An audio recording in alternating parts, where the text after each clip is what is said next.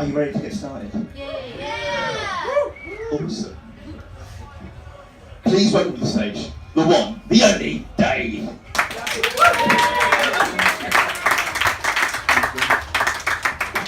Yep, the only Dave. Checking. I have to start with an apology. Normally I end with an apology, but tonight I'm going to start with an apology on behalf of my whole generation, Generation X. Not Brexit, that you can't pin that one on my generation, just put that one out there.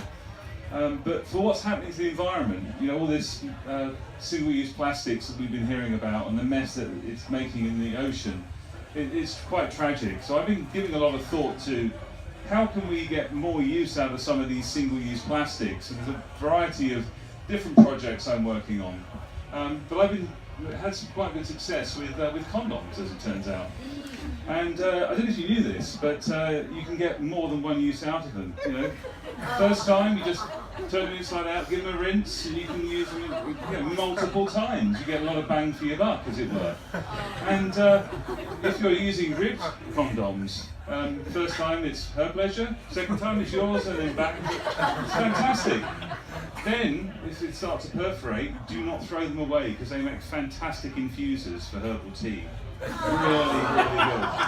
And I think my record, I think I've had 8 screws and 12 brews out of one condom. So I'm pretty happy with that. So moving on to my next project is disposable nappies. So I have collected quite a few of these, getting ready, but I haven't done anything much with them yet. I'm just going through the motions at the moment. So I shall report back to you on that one later. But this kind of materialism that we have as my generation. I've spent so much of my life accumulating stuff. Now I'm finding it's really important to declutter, just getting rid of all the obsolete stuff that we don't use anymore. And I love doing it, you feel really proud taking the box down to the charity shop, but my wife uses it as an opportunity to reorganise the house, and that usually means that things that I could find, I can no longer find. And some of the people here probably recognise the conversation. Well, where's that thing? It's where it's supposed to be. And this happened to me the other week when I was looking for a clothes brush. Normally I keep it by the clothes. Kind of makes sense. But apparently now, since our last reorganisation, we have a cupboard for brushes.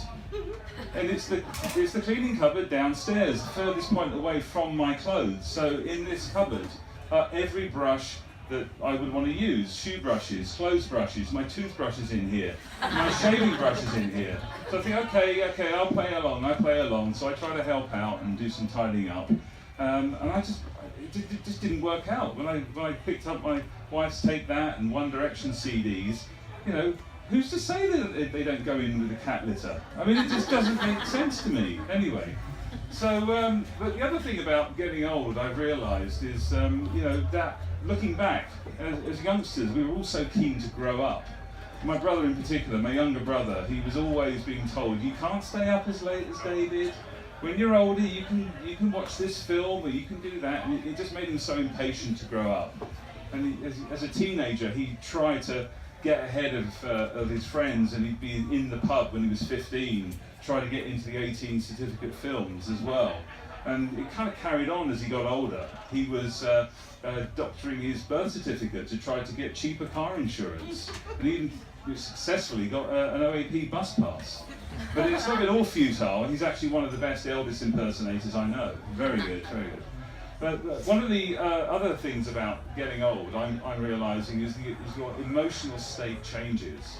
I still have all of that youthful rage at the world's injustices, and now we have all this, People's Vote March and things like that. I'm getting in on that. I'm really excited, but the trouble is I get just as angry about really petty stuff as well, and this is kind of new.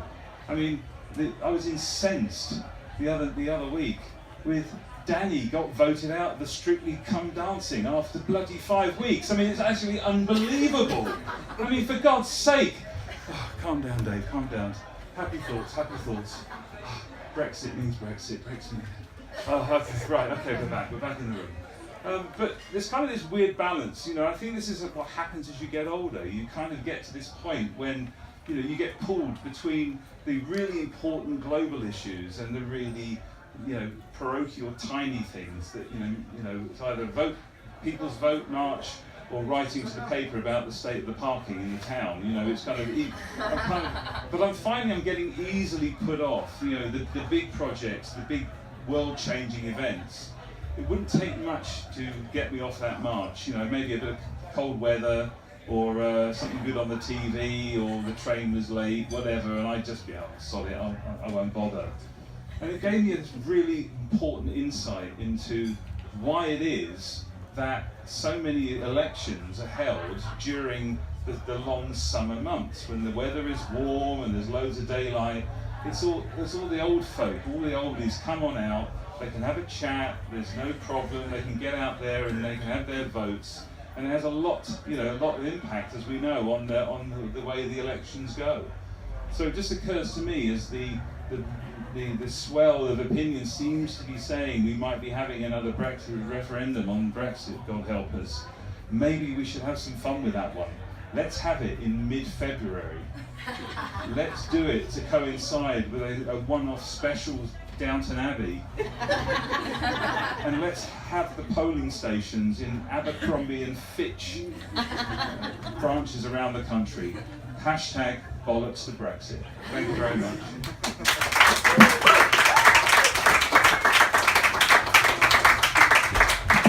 How good was Dave? Thank you, Dave! Oh, that was a bit lower than I thought it was going to be.